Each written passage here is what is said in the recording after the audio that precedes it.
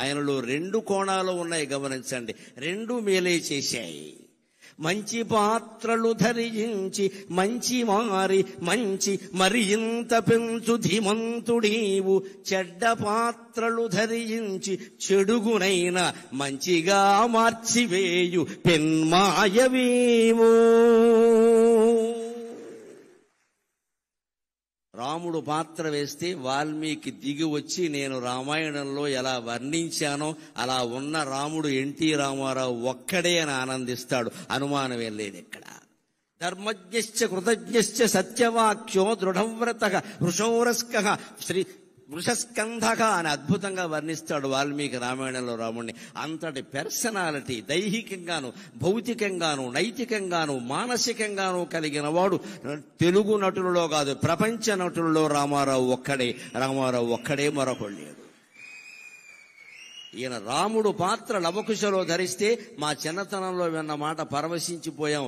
మా అమ్మగారు జీవితంలో చూసిన సినిమా ఒకే ఒక్కటి, అదే లవకుశ. అప్పట్లో బ్రాహ్మణ స్త్రీలు, అసలు స్త్రీలు అందున బ్రాహ్మణ స్త్రీలు సినిమాలకు వెళ్లే అవకాశం లేదమ్మా, వాళ్ళ కుదిరే పని కాదు. కానీ లవకుశ సినిమా వచ్చాక మా నాన్నగారితో దెబ్బలాడి మా అమ్మ సినిమా చూసి పెద్ద బండి కట్టుకుని వెళ్ళడం, దానికి 2 ఇంటర్వెల్స్ ఇచ్చేవారు. 32 సినిమా అది. విజయవాడ దుర్గా కళామందిరంలో లవకుశ సినిమా ఏడాదికి పైగా ప్రదర్శించబడిందండి. తెలుగు జాతి పరవశించిపోవలసిన విషయం. దుర్గా కళామందిరం అంటే ఎప్పటికీ ఎన్టీ రామారావు గారు టాకీసేదంతే. ఏడాది పైన ప్రదర్శించబడ్డాం. ఆ లవకుశలో ఉన్న రాముణ్ణి చూస్తే వాల్మీకి నేను 16 లక్షణాలు చెప్పింది ఇటువంటి వాడిని కదా. ధర్మజ్ఞశ్చ కృతజ్ఞశ్చ సత్యవాక్యో దృఢవ్రతః కోన్వస్మిన్ సాంప్రతంలోకి గుణవాన్ కశ్చ వీర్యవాన్ అని చెప్పానే నేను బాలకాండలో. ఆ లక్షణాలన్నీ మూర్తిభవించిన వాడు ఇంతకాలానికి ఆంధ్రదేశంలో పుట్టాడు రాని వాల్మీకి ఆయన ఆశీర్వదించాడండి. అందుకని అంతవాడయ్యాడు. అదే శ్రీకృష్ణ పాత్ర ధరిస్తే ఇక చెప్పవలసిన అవసరం లేదు. ఆ ఒయ్యారం, ఆ సొగసు, ఆ ఎక్కడ అవసరమైన చోట కాఠిన్యం, అవసరమైన చోట చిరునవ్వు. శ్రీకృష్ణుడు అంటేనే పెద్ద మాయ. రామో విగ్రహవాన్ ధర్మక, రాముడి జీవితం తెరిచిన పుస్తకం. రాముడు అధర్మం చెయ్యడు. మనకి తెలియక మాట్లాడుకుంటాం కానీ రాముడు అధర్మం చెయ్యడు. రాముని జీవిత చరిత్ర అంతా ముక్కుసూటిగా ఉంటుంది. శ్రీకృష్ణుడి ధర్మం కాదు, అలా ఉండదు. లీల, శ్రీకృష్ణ లీల. లీల అంటే అర్థం ఏమిటి? కర్మ అంటే అర్థం ఏమిటి? ఆనందం కోసం చేసేది కర్మ, ఆనందంగా ఉండి చేసేది లీల. అది శ్రీకృష్ణ అవతారం ధర్మం. మనం ప్రతి పని ఆనందం కోసం చేస్తాం కాబట్టి మన కర్మ మనం అనుభవించాలి, మంచి అయినా చెడ్డైనా. తాను స్వయంగానే ఆనందో బ్రహ్మేతి వ్యజానాత్ ఆనందాదేవ కల్విమాని భూతాని జాయంతే ఆనందేన జాతాని జీవంతి ఆనందం ప్రయంత్యభిషం విశంతీతి అని వేదం చెప్పినట్టుగా ఆనంద స్వరూపుడై ఉండి పరమాత్మ కర్మలు చేస్తాడు. కాబట్టి శ్రీకృష్ణావతారం తర్వాత పరమాత్మ అనుభవించవలసిన కర్మఫలాలు ఏమీ లేవు. ఇది పౌరాణిక రహస్యం. రాముడు చేసినటువంటి కొన్ని పొరపాట్లు, తప్పులు, ఒప్పులు ఏమున్నా వాటిని కృష్ణావతారంలో అనుభవించాల్సి వచ్చింది. కానీ శ్రీకృష్ణ పరమాత్మ చేసింది ఏది అనుభవించాల్సి రాలా. ఎందుకంటే రాముడు నేను మనిషిని ఆత్మానం మానుషం మన్యే రామం దశరథాత్మజం అన్నాడు. నువ్వు దేవుడు అయ్యాను ఋషులు చెప్పినా సరే నాకు అవన్నీ తెలియదండి. నా పేరు రాముడండి, మా నాన్నగారు దశరథుడండి, మా అమ్మ కౌశల్యండి, బళ్ళు అలాగే పేరు రాశారండి అని చెప్పాడు.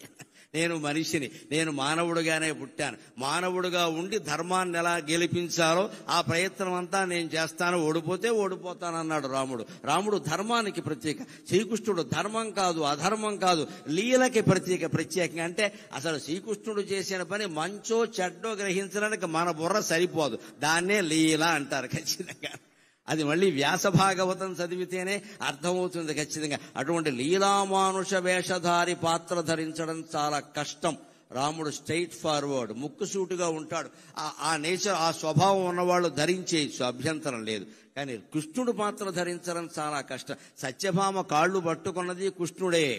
రుక్మిణి చేత, తల్లి సత్యభామ చేత రుక్మిణి కాళ్ళు పట్టించింది కృష్ణుడే. ఇంత నేర్పు ఉండాలంటే మరొకడికి సాధ్యమా? ఆయన ఒక్కడే ఆ పాత్ర ధరించాడు ఖచ్చితంగా. అలాగే శ్రీకృష్ణ పాత్రకు పైగా ప్రత్యేకత ఏమిటంటే కర్షతీతి కృష్ణ అంటారు. అయ్యా వారిని కూర్చోబెట్టండి, వేద పండితులు ఎక్కడొకటి కూర్చోబెట్టండి. కర్షతీతి కృష్ణ అంటారు. ఆకర్షించడమే కృష్ణుని యొక్క ప్రధాన లక్షణం.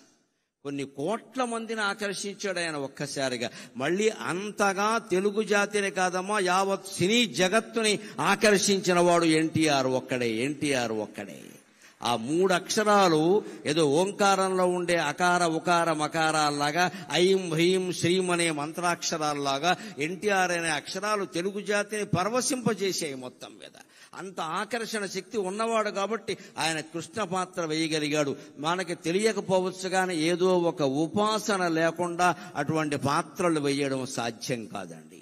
ఆయన రాముడు కృష్ణుడే కాదు, పౌరాణిక చిత్రాల్లో ఏ పాత్ర ధరించినా ఉపవాసం ఉండేవాట ఖచ్చితంగా.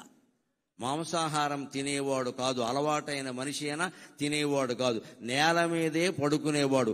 ఆయన ఇష్టదైవమైన వెంకటేశ్వర స్వామిని ధ్యానించేవాడు. ఆ కారణంగా ఆయనకు అనుగ్రహం పుష్కలంగా కలిగింది. ఆ పాత్రలో ఆయనే జీవించాడు. అందుకే ఆయన కృష్ణ పాత్ర ధరిస్తే నా అభిప్రాయం ఏమిటి అంటే, శ్రీకృష్ణుడౌచు వశీకరణము చేయ వ్యాసుండు నిన్ను చూడవచ్చు నిజము. నేను చిత్రించినటువంటి కృష్ణ పరమాత్మ, నేను కళ్ళతో దర్శించిన మహాపరమాత్మ మళ్ళీ పుట్టాడు తెలుగునాట అని వ్యాసుడు నిన్ను చూడ్డానికి వస్తాడయా ఖచ్చితంగా అంటున్నాను. ఇంకో మాట, ఆయన భీష్మ పాత్ర నటించడం నిండు వయస్సులో, ఇంకా ప్రౌఢ వయస్సు కూడా కాదు, యవ్వనం దాటిన వయస్సులో నటించడం చాలా చిత్రమైన విషయం అది. ఆ పితామకు పాత్ర యవ్వనమునదాల్ప గంగమ్మ పుత్ర శోకమ్ముదీరే. భారతంలో ఒక రహస్యం ఏమిటంటే, అర్జునుడు కూడా చనిపోయాడు, మళ్ళీ పుట్టాడు. అభిమన్యుడు చనిపోవడం కాదు, అర్జునుడు కూడా చనిపోయాడు, ఖచ్చితంగా చనిపోయాడు. అశ్వమేధ పర్వం చదువుకుంటే తెలుస్తుంది. పైగా ఎవరి చేతుల్లో చనిపోయాడో తెలుసా? దారుణం, కొడుకు చేతుల్లో చనిపోయాడు. ఎవరా కొడుకు? చిత్రాంగదికి పుట్టినవాడు బభ్రువాహనుడు అర్జునుడిని చంపుతాడు యుద్ధంలో. ఆ యుద్ధం ఆయన కొందెచ్చుకున్నాడు అర్జునుడు పూర్తిగా బతికి లేడండి, చచ్చిపోయి మళ్ళీ పుట్టాడు. ఎవరి వల్ల పుట్టాడు? ఉలూపి నాగకన్య మంత్రం వేసి బతికించింది. ఈ కథకి మూలం ఏమిటంటే, ఇది ఎందుకు ఇలా జరిగింది, అర్జునుడు లాంటి వాడికి కూడా చావు ఏమిటి, మళ్ళీ పుట్టడం ఏమిటి, ఎందుకు జరిగిందంటే ఎవరి కర్మ వారు అనుభవించాల్సిందే. భీష్ముడిని చంపిన విధానం ఎవరికి నచ్చినా ఎవరికి నచ్చకపోయినా, చివరికి భీష్ముడికే నచ్చినా గంగాదేవికి నచ్చలేదు, కన్న తల్లి కదా. మా అబ్బాయిని అన్యాయంగా చంపారు 257 సంవత్సరాలు పెళ్లి చేసుకోకుండా, తోడు నీడ లేకుండా, కష్టసుఖాలు చెప్పుకునేందుకు మనిషి లేకుండా రాజ్యత్యాగం చేసి బతికిన వాడిని శిఖండిని అడ్డం పెట్టుకుని చంపుతారా? నా కొడుకు చావుకి కారణమైన వాడు కొడుకు చేతుల్లోనే చనిపోతాడు అని గంగమ్మ శాపం ఇచ్చిందండి. ఇది భారతంలో ఉంటుంది ఖచ్చితంగా. ఆ శాపం అమలు అయింది. పాండవులు జయించారన్న పేరే గాని పొందిందేమీ లేదు. ఇక్కడ మన తెలుగులో కూడా ఒక సామెత, పాండవుల ప్రభుత్వం వచ్చాక మొదటి బడ్జెట్ అంతా కౌరవుల తద్దినాలకు సరిపోయింది.